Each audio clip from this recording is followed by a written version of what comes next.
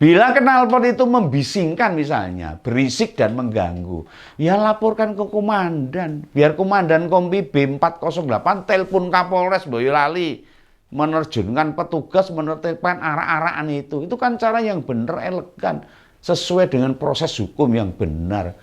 Jangan beri contoh kami lah, masyarakat ini. Para rakyat yang lemah ini berbuat sewenang-wenang pada warga yang lain tuh akhirnya. Apalagi hanya gara-gara beda pilihan.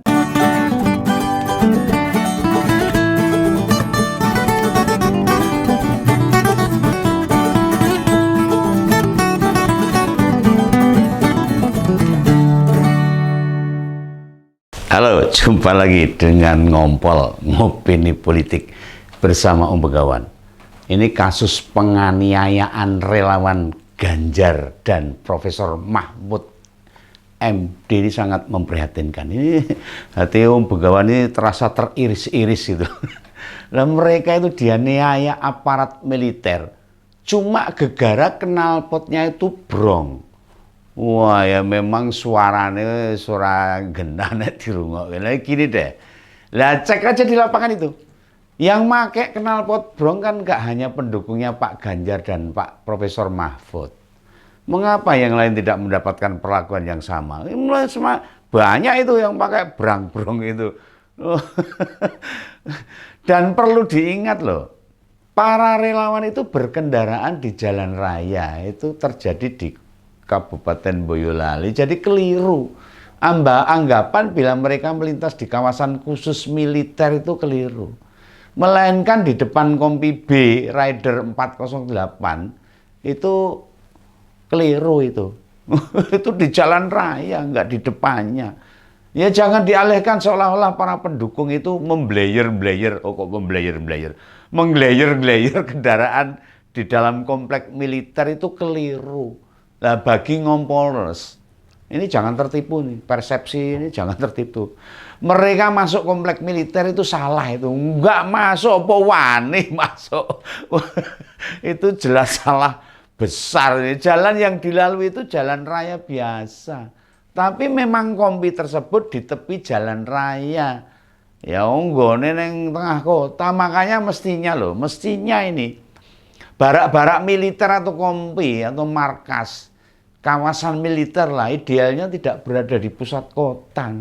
Mereka mestinya berada di jauh dari perkotaan sehingga tenang. Waktu musim pemilu dan pilpres begini ya mereka tidak jadi terseret atau terprovokasi masyarakat sipil. Bila para pendukung Pak Ganjar salah, mosok ya langsung main hajar aja, penggebukan terjadi. Lah kan ciloko nih masyarakat ini. Lah penjelasan Dandim Boyolali juga enggak pas itu. Katanya terjadi salah paham. Salah paham yang gimana? Lah video penganiayaan itu sudah viral di mana-mana seluruh dunia, bukan hanya Indonesia ini. Semua udah lihat kok. Gak ada yang salah paham itu. Sedangkan Jenderal Purnawirawan Andika Perkasa, salah satu anggota TPN Ganjar Mahfud juga ikut kasih komentar. Oh, itu jenderal mantan panglima loh ini. Lawang prajurit itu merasa terganggu. Itu katanya kebetulan pas main voli. Berombongan langsung ke tengah jalan raya. Kebetulan tuh masih ada sisa relawan yang melintas tuh. Langsung aja main gebuk, main pukul, tendang, jotos, dan tindakan lain. Masyarakat biasa digebukin tentara yang geletak. Wah, benjut kabeh. Ini tentara macam apa begini nih? Apa iya ini negara hukum? Orang bebas melakukan kekerasan semaunya sendiri. Padahal TNI itu kan pelindung rakyat. Lah iya no. Manifestasi dari rakyat ini, kekuatan negara manifestasinya dari rakyat. Kok rakyatnya malah digebukin, piye? Nah, perkembangan terakhir ini ada 15 prajurit yang diperiksa ini. 15 loh ini. Wah, akeh tenan ini. 15 prajurit itu masih nom-nom, masih muda-muda.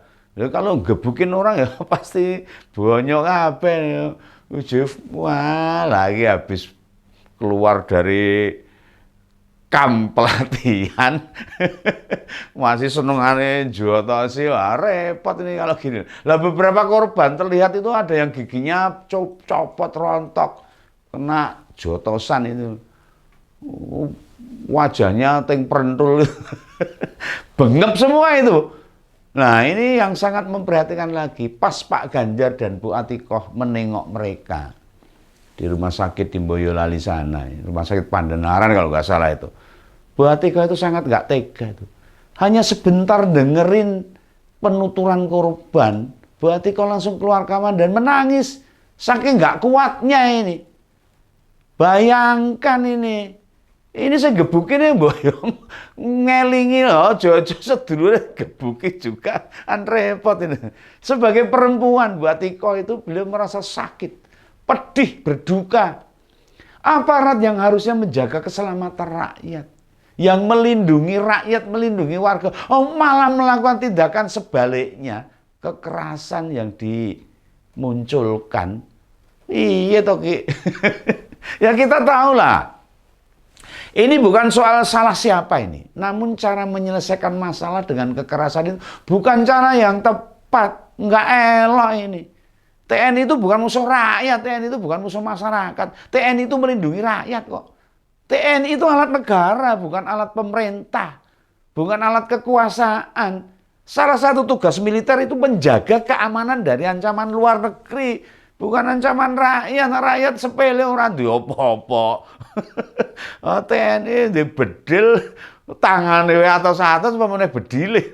Lah otomatis harusnya melindungi rakyat. Itu salah satu kewajiban yang mesti dijaga oleh TNI.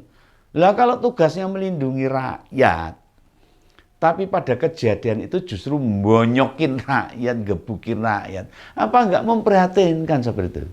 Apa? Ini masyarakat juga harus tahu, juga harus memberikan pemahaman kepada semua orang yang harus tahu siapa itu TNI bagi masyarakat. Ini baiklah ini. Bila knalpot itu membisingkan misalnya, berisik dan mengganggu, ya laporkan ke komandan. Biar komandan Kompi B408 telepon Kapolres Boyolali, menerjunkan petugas menertibkan arah-arahan itu. Itu kan cara yang benar, elegan, sesuai dengan proses hukum yang benar. Jangan beri contoh kami lah, masyarakat ini. Para rakyat yang lemah ini berbuat sewenang-wenang pada warga yang lain tuh akhirnya. Apalagi hanya gara-gara beda pilihan. Apa mereka ya bakal seberingas dan sebrutal itu? Kan ya enggak gitu toh. Bila yang warwer itu pendukung Prabowo Gibran, sikap Panglima TNI yang meminta kasus ini diusut tuntas, itu sudah benar. Wes plek, wes trep gitu loh. Lah TNI mestinya steril loh dari politik loh. Harus netral. Walaupun presiden nggak mungkin netral. Kenyataannya Pak Jokowi nggak netral loh. Lah si anak lanang melu pertandingan mosok mau netral. Jangan sampai Pak Agus Subianto mau diatur-atur presiden dalam netralitas TNI. Mungkin ya begitu. Lah cilongo nih negara ini. Akhirnya rungkat semua. Lah Kompolnas mesti ikut mendorong TNI ini. Harus memberi dukungan kepada TNI. Untuk tidak ikut-ikutan berpolitik praktis. Ayo Pak Jenderal, menjaga netralitas itu TNI harusnya. Bagaimana caranya? Ya bila melihat mereka tidak netral, ya kita bisa laporkan ke kesatuannya. Tidak hanya TNI, namun juga Polri, ASN juga harus menjaga netralitas itu. Ini yang susah ngejawab nih bila ada Kompolnas nanya, kenapa itu Mayor Teddy dalam setiap debat masih duduk bareng pendukung, mesti sudah tak berseragam seperti tim sukses. Ini rada repot di pertanyaan ini. Sementara Pak Mahfud itu juga masih menjabat menteri loh. Menteri itu jangan salah, Menko Polhukam itu. Ajudannya juga seorang militer. Apalagi beliau Menteri Menko Polhukam, pembantu presiden. Mengapa ajudannya tidak duduk di antara pendukung capres Pak Ganjar dan Pak Mahfud? Enggak.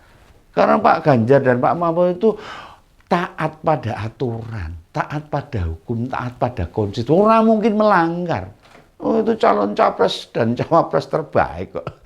Orang mungkin aneh-aneh. Lah Panglima TNI Harusnya menjelaskan hal ini pada kita semua, pada rakyat Indonesia. Juga yang masih ganjel di benak Om Begawan ini ganjel benak Om Begawan sini. Benak Om Begawan di sini. Ini Mayor Teddy ini dulu kan katanya ajudan Pak Jokowi itu. Waktu pangkatnya Letnan 1. Sekarang sudah jadi mayor dan jadi ajudannya Pak Prabowo. Lah kok aneh? Kenapa ajudan presiden secara kepangkatan malah lebih rendah dibandingkan pangkat ajudan Menhan? Ini dalam pikiran Om Begawan ini. Lah bagi yang punya kenalan orang militer, tolong ditanyakan ini. Ini jane piye to ini? Ya, kok bisa seperti itu? Nah ini kembali ke kasus penganiayaan di relawan Pak Ganjar di Boyolali ini. Nah, benarkah emosi para prajurit itu muncul murni disebabkan suara bising knalpot? Apa apa enggak? Atau ada faktor yang lain? Ini perlu masyarakat perlu tahu, perlu penjelasan ini. Karena begini, siapapun tahu loh bila lawan Pak Ganjar dan Pak Profesor Mahfud MD ini bekas TNI. Pangkatnya bintang 3 di pundak ini, mantan prajurit walaupun dulu pensiunnya karena dipecat loh. Tapi kan pernah jadi jenderal, letnan jenderal kan orang pernah tugas dipecat sama pensiun kan jelas beda. Atau jangan-jangan ini, jangan-jangan banyak prajurit TNI nggak tahu bila Pak Prabowo dulu diberhentikan karena dianggap bertanggung jawab atas peristiwa penculikan aktivis. Mungkin juga nggak tahu karena ini yang bonyoin relawan ini masih muda-muda, masih belia, mungkin nggak tahu sejarah waktu 98. Ini mungkin ini menurut Begawan. Dia membentuk tim mawar, itu harusnya tahu. Dan tim mawar itu yang melakukan penculikan para aktivis. Ya katanya sih Prabowo tidak memerintahkan menculik, itu tindakan di luar koordinasi. Ngeles. Lah bagi kita-kita ini, butuh dijelaskan pokoknya. Benarkah faktor yang mendorong penganiayaan itu murni suara berisik atau faktor lain? Masyarakat harus tahu. Harus dijelaskan oleh TNI ini. Nah di TNI kan ada solidaritas sesama militer. Sebutannya itu jiwa korsa kalau nggak salah itu. Semoga tidak disebabkan jiwa korsa. Ngompol akhirnya jadi tahu ini, jadi paham ini. Kenapa militer itu harus netral? Termasuk kepolisian loh. Soalnya mereka itu megang senjata, duwe bedil, duwe peluru. Lah nek disuruh netral saja, mereka melibatkan diri dalam urusan politik gitu, wah repot ini. Nah harapan pribadi Om Begawan ini, mbok barak-barak militer itu dipindah jauh di pemukiman aja lah, supaya tidak ada konflik dengan masyarakat sipil. Lah tempatkan TNI yang mau pensiun baru masuk ke pemukiman bercampur dengan warga biasa. Mereka sudah relatif matang kok. Psikologisnya wis matang, wis semelah itu loh, wis menep itu loh. Lah bila barak-barak itu berada di pelosok, maka tidak akan terganggu seandainya butuh latihan atau ada jadwal kampanye, ada konvoy, ada latihan tembak menembak itu orang ganggu pemukiman serta jika menyalahi para masyarakat sipil itu loh, relawan-relawan yang war. Biar kepolisian yang menindak, jangan militer. Militer itu fokus berarti menjaga keamanan negara, bukan celek kenik masyarakat yang gawe rusuh itu urusannya Polri itu. Artinya kasus ini jangan dianggap hanya sepotong-sepotong, harus utuh. Perlu didalami apakah ada upaya-upaya menyeret militer dalam mendukung capres atau tidak. Lah masalahnya, ya, Pak Jokowi sendiri yang ngaku-ngaku akan netral, ya kenyataannya ora. Masyarakat dihapusi, sama sekali nggak netral loh Pak Jokowi itu. Oh, Begawan tahu, melihat sendiri, lihat itu iklan PSI di TV itu. Menampilkan Pak Jokowi bilang PSI pasti menang lah, ini Pak Jokowi presiden loh ini. Meskipun PSI itu ketua umumnya anaknya, tapi yo jangan begitu. Jangan berikan contoh masyarakat yang baik gitu loh. Ini penampilan di TV. Lalu Bawaslu sama KPU maupun KPU belas tidak ada reaksi dengan tayangan itu. Menang wae, ya mungkin takut. Genah itu. Malah ini ugal-ugalan cara-caranya. Ngawur-ngawuran, campur aduk. Dan sulit memperlihatkan netralitas aparat hingga kepala negara dalam pilpres. Akhirnya rungkat dan ambiar seperti lagunya Didi Kempot. Pergilah ngompol bersama kawan. Sampai jumpa. Dadah.